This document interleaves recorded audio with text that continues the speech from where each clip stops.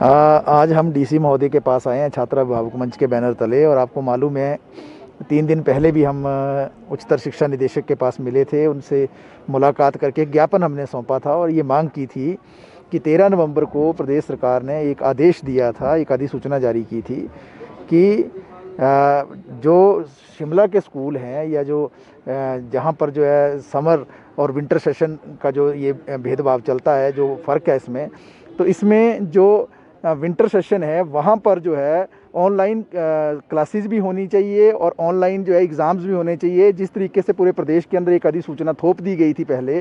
कि सभी जगह जो है स्कूल शुरू होंगे और ऑफलाइन ही सारा कार्यक्रम चलेगा, लेकिन उसके बाद जब अभिभावक जो है उग्र हुए और वो मिले जाकर जो है डीसी महोदय से और विभिन्न जो है पत्राचार किया सरकार से, उसके बाद जो है सरकार को एक अधिसूचना जारी करनी पड़ी 13 नवंबर को कि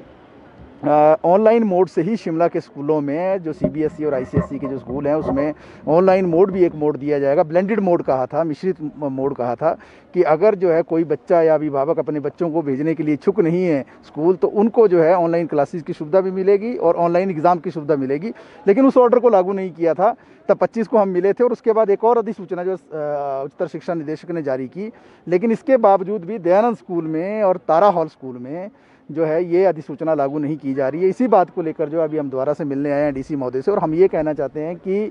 जो तारा हॉल स्कूल है और जो दयानंद स्कूल है वो प्रदेश सरकार के दायरे से बाहर नहीं है, वो शिक्षा विभाग के दायरे से बाहर नहीं है, वो किसी कानून से इतर नहीं है, वो कानून से परे नहीं है। जो अधिसूचना सरकार निकालती है वो अधिसूचना अक्षरशः लागू होनी चाहिए, और इन दोनों स्कूलों पर भी लागू होनी चाहिए। लेकिन ये दोनों स्कूल उसको लागू नहीं कर रहे हैं। और इवन की जो 25 की जो अधिसूचना जारी की गई उसमें इस बात को भी स्पष्ट कर दिया गया है अब उच्चतर शिक्षा निदेशक के द्वारा कि 9वीं क्लास तक के बच्चे को भी प्रेशराइज नहीं किया जाएगा, उससे भी ऑप्शन पूछी जाएगी। और अगर वो ऑनलाइन मोड से ही एग्ज़ाम देना चाहता है तो उसको भी 9th क्लास तक के बच्चे को भी सुविधा ऑनलाइन मोड में मिलेगी। तो इसी बात को लेकर जो है अभी डीसी महोदय से बातचीत की है, लेकिन डीसी